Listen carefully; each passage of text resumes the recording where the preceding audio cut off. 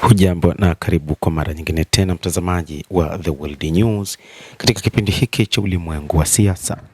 Naitwa Adam Hussein. Iran imeendelea kufanya mashambulizi mazito huko Kuwait pamoja na Jordan pamoja na Bahrain. Mataifa matatu siku ya leo yameshambuliwa vibaya katika eneo hilo la Mashariki ya Kati kwa kutumia ndege zisizokuwa na rubani pamoja na makombora. Iran imesema imeshambulia vituo vya kijeshi vya Marekani vilivyopo katika nchi za Kuwait, Jordan pamoja na Bahrain.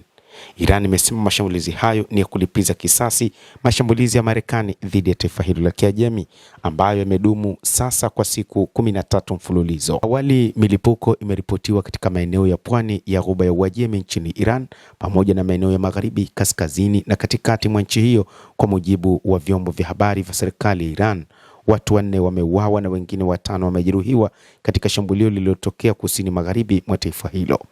Kwa kujibu shambulizi hilo, Iran ilianzisha mashambulizi makali dhidi ya Kuwait, mshirika wa Marekani, huko ving'ora vya tahadhari vikisikika nchini Bahrain pamoja na Jordan.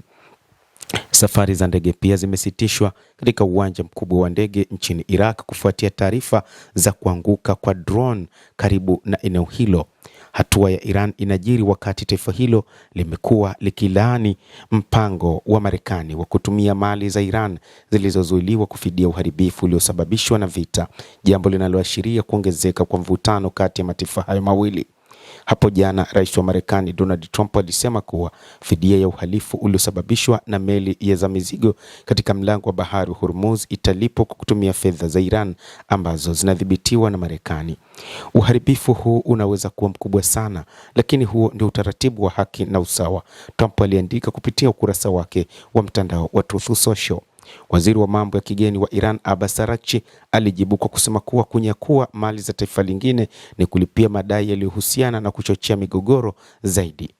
Hata hivyo, rais wa Marekani Bwana Donald Trump anasema kwamba sasa wanajiandaa kwa ajili ya kufanya mashambulizi mazito dhidi ya Jamhuri ya Kiislamu ya Iran, huku wa Iran wakisema wao wamejiandaa kwa ajili ya mapambano zaidi kwa ajili ya kutetea maslahi ya watu katika Jamhuri ya Kiislamu ya Iran, na kamwe hawatahofia maneno ya Trump na hawataogopa chochote dhidi ya kile anachokizungumza rais wa Marekani Bwana Donald Trump. Wa Iran wamesema kwamba sasa ni jino kwa jino, watashambulia sana kwa kutumia silaha za hatari zaidi ikiwa Marekani itaendesha mashambulizi katika Jamhuri ya Kiislamu ya Iran.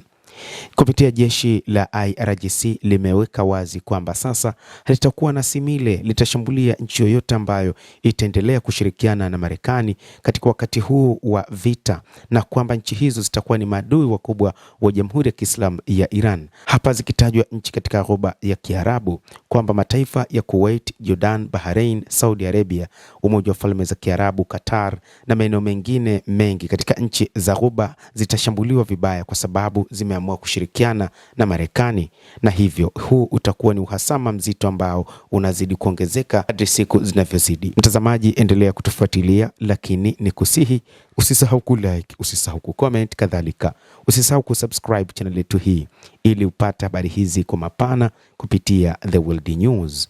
Mimi ni Adam Hussein, endelea kuwa nasi wakati wote, endelea kutufuatilia ujue ni nini kinachojiri duniani.